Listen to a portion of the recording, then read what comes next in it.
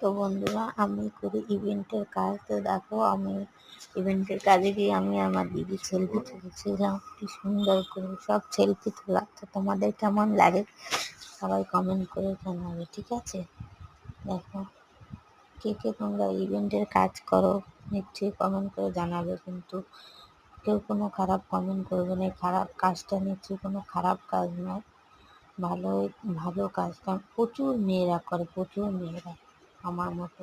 আর কেউ তার ইচ্ছা করে এইসব কাজ করে না, বলো? সবাই সেজে গুজে একটা অনুষ্ঠান বাড়িতে যায় আর আমরা সেখানে ছাপ করি।